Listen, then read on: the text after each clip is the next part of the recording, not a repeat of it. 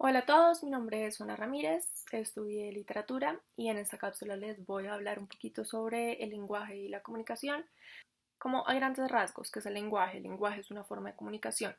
Nosotros utilizamos un lenguaje para comunicarnos, que es comunicarnos, hacer que un mensaje llegue de un emisor a un receptor. Esto puede ser persona a persona, esto puede ser una persona a 50, esto puede ser 20 a 30, lo que sea. Em, ¿Cómo sabemos si la comunicación es efectiva? Es si el receptor entendió el mensaje que se le está, pues que el receptor dio. Este mensaje puede ser tanto escrito como hablado.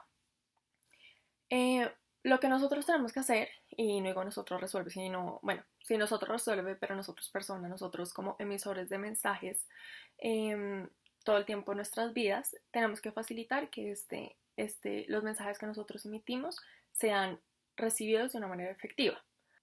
Lo bueno de estar trabajando siempre en grupos en Resuelve es que por lo general siempre habrá alguien del grupo que será muy bueno como redactando y revisando los textos.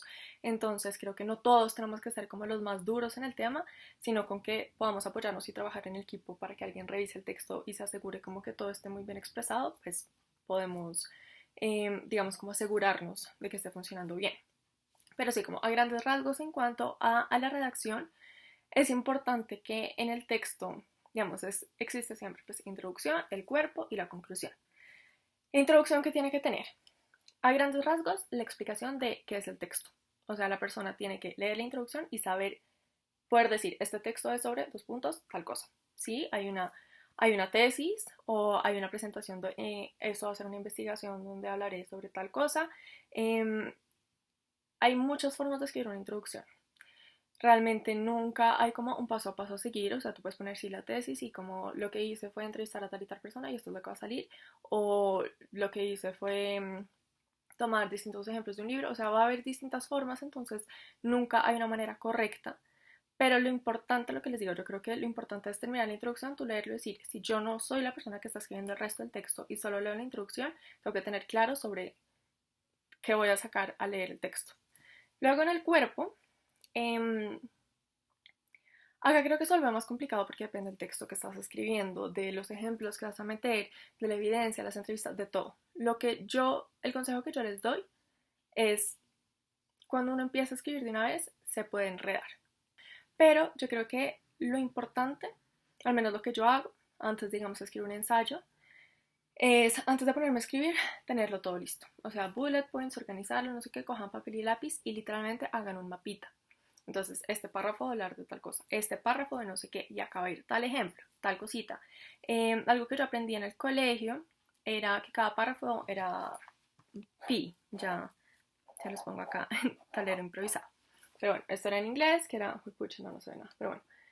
Point, eh, example creo que era, o evidence, y explanation. Entonces tiene que estar siempre, digamos, como la tesis, el punto del que vas a hablar, evidencia de lo que estás diciendo y un ejemplo. Entonces, si yo voy a decir que el carro es rojo, voy a decir el carro es rojo porque Pepito, y abro comillas, está acá el documento donde lo he comprado, que es un Peugeot rojo, rarara. Esto quiere decir que no sé qué. Eso es como lo muy básico que uno aprende en el colegio y sí hay que atarse a eso. Pero pues uno no siempre está hablando del carro rojo, acá está el ejemplo, acá está la explicación.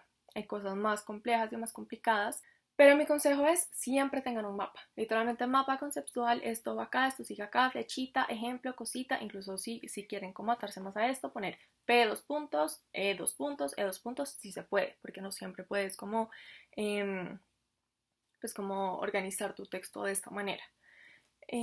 Pero bueno, es importante siempre tener como una idea como muy estructurada, dibujada y esto ya pasarlo al escrito. Eso ayuda a que cuando tú estés escribiendo tengas como una idea mental más fácil de seguir, que a veces cuando empiezas a escribir de una no es fácil tú verla. Y ya por último la conclusión, pues lo importante es sí.